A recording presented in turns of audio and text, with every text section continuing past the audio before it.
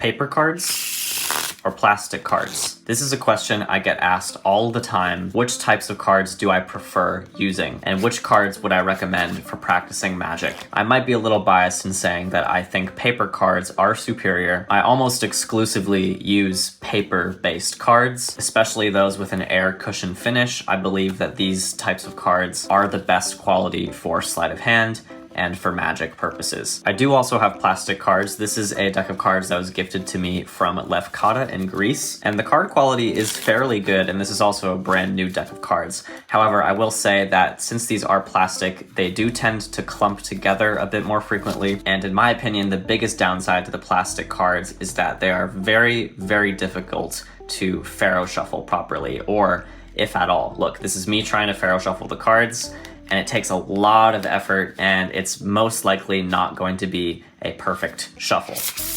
I also find that spreading the cards on the table doesn't result in the most even looking spread. I think you need to really push down to get a lot more effort with these cards. Whereas the paper deck is very, very simple to spread, very smooth. The cards separate very nicely, especially when you're fanning the cards. Especially when you're doing Pharaoh shuffles, the cards just seem to melt together with little to no effort, and it's much easier to do, in my opinion. In summary, I don't think plastic cards are bad at all. I think they're totally usable. However, I would recommend, if you have no decks of cards whatsoever, to start out with a paper deck, because I believe that they are much more superior.